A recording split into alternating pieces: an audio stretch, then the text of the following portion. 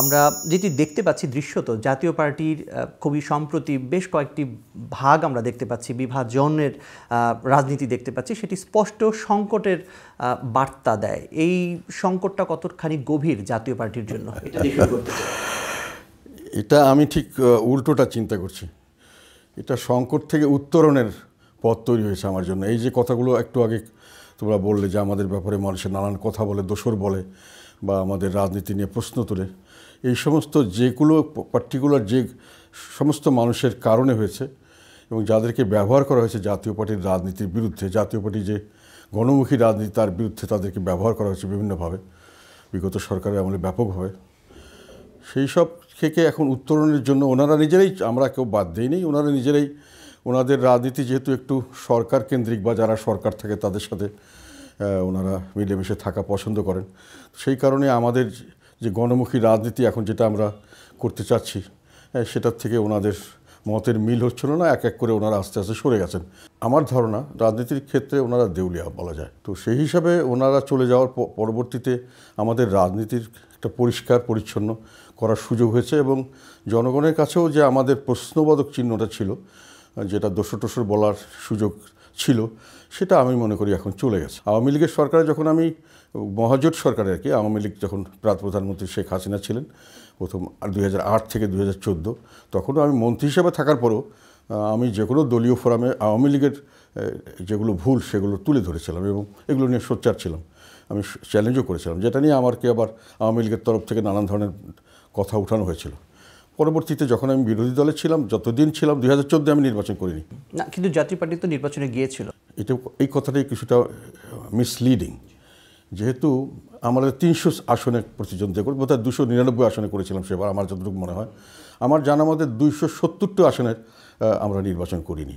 আমরা আমাদের প্রত্যাহারপত্র দিয়েছিলাম, তার মধ্যে কিছু প্রত্যাহারপত্র, যেমন আমারটা, এরশাদ সাহেবেরটা, এগুলো গ্রহণ করা হয়নি।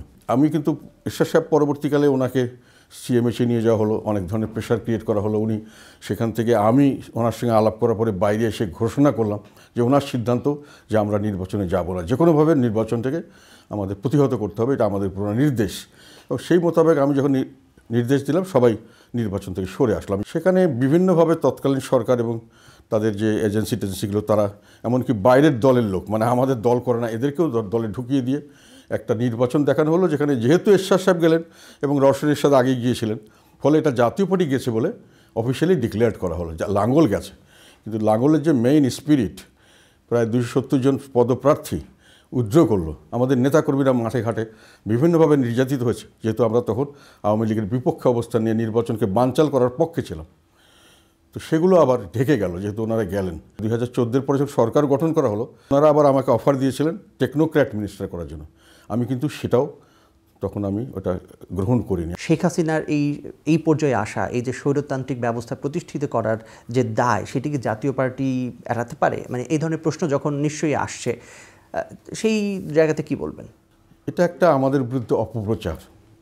যে কয়েকজন লোক, মানে 300 জনের মধ্যে হয়তো 10, 15, 20 জন সরাসরি জড়িত ছিলেন, কিছু লোক বাইরে থেকে এনে টেনে একটা ম্যানেজ করা হয়েছে করে প্রায় গোটা 30 বার এরকম। মানুষ তো জাতীয় পার্টিকেই দেখেছে, জাতীয় পার্টি লাঙ্গলকে দেখেছে। আমি কথাটা বলতে চাই, মানুষ সব কিছুই দেখেছে।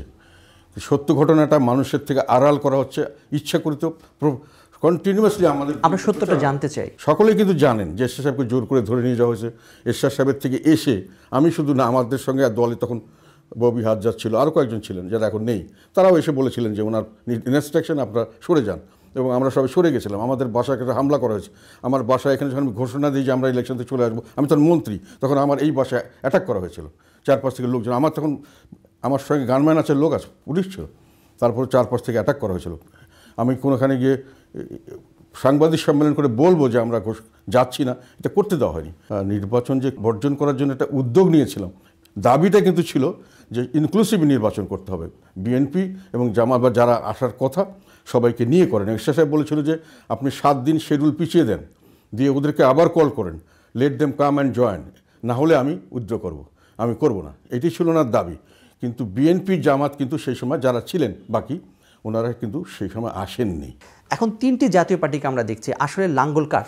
আমি ছাড়া আমাদের গঠনতন্ত্র অনুযায়ী কারো কিছু নেই, কাজে ওনাদের কোনো ক্ষমতা নিজের থেকে নেই। ওনারা আমার মিনিস্টারের মতো, ওনারা আমার জবাবদিহিতা করতে পারেন না। আমাদের গঠনতন্ত্রে যেটা আছে সেখানে বলা আছে যে আমাদেরকে আবার কাউন্সিল ডাকতে হবে, সবাইকে ডেকে বলতে হবে যে চেয়ারম্যান সাহেবকে এইটা করতে হবে, জবাবদিহিতা বা তাকে বের করতে হবে, যেটাই থাকতে হবে, বা সেটা ছাড়া কারো কোনো অধিকার নাই। কাজে কারণ ওনারা আমার অ্যাপয়েন্টিস, আমাকে ওনারা অ্যাডভাইস করতে পারেন, ওনারা অ্যাডভাইস মানাটা আমার জন্য বাধ্যবাধকতা না। কিন্তু ওনারা এই পদের সুযোগ নিয়ে হঠাৎ করে এক এক সময় গিয়ে দাবি করছেন যে আমরা একটা কাউন্সিল করে ফেললাম, আমাদেরকে দেন। গঠনতন্ত্র অনুযায়ী এই কাউন্সিল করার এই ধরনের কোনো কিছুর কোনো প্রভিশন নাই। যেটা করছেন 100% ইররেগুলার। শেখ হাসিনার সময় দেখেছি, যখনই আমি কোনো কাজে যেতাম, সরকারি বিরুদ্ধে অবস্থান করতাম, ঝট করে রওশন এরশাদকে করা হবে বলে টেলিভিশনে স্ক্রল, রওশন এরশাদ হয়ে যাচ্ছেন নতুন চেয়ারম্যান। সংসদে তো আমরা এই ধরনের কথাও শুনেছি ওই সময়ে, যে এটি দেবর ভাবির এক ধরনের দলে পরিণত হয়েছে, দেবর ভাবির যুদ্ধ, এই টাইপের শব্দও কিন্তু আমরা সংসদেও শুনেছি। এটি কোনো বিব্রত করেছে কিনা বা করে কিনা আপনাকে? না, এইটা তো বিব্রত করার জন্যই করা হচ্ছে। এটা তো সরকার থেকে করা হচ্ছে, ইলেকশন কমিশন থেকে করা হচ্ছে, এখন ইলেকশন কমিশন করছেন। এটা আমি চ্যালেঞ্জ করি। ইলেকশন কমিশনার তাকে সম্পূর্ণ উনি জানেন, গঠনতন্ত্র মোতাবেক সব কিছু, এবং ওনাকে সামনে বুঝিয়ে দেওয়া হয়েছে। তারপরেও লাঙ্গলের উনি মালিক পান না। এটা তো আমার সেই শেখ হাসিনার আমলে সেই ঘটনা মনে পড়ছে। আওয়ামী লীগের উপর অতি নির্ভরতা ছিল কিনা জাতীয় পার্টির? আমাদের কোনো সময় আওয়ামী লীগের উপর কোনো নির্ভরতা ছিল না, এখনও নাই, কোনো সময় ছিল না। আমরা বিএনপির উপরও নির্ভরশীলতা না। আওয়ামী লীগের কথা হলো এদেরকে আমাদের সঙ্গে রাখতেই হবে, কারণ এই ভোটটা পেলে আমি জিততে পারি। আর বিএনপির সংখ্যা হলো এটাকে যদি আমি নষ্ট করে ফেলতে পারি তাহলে আওয়ামী লীগ হেরে যাবে।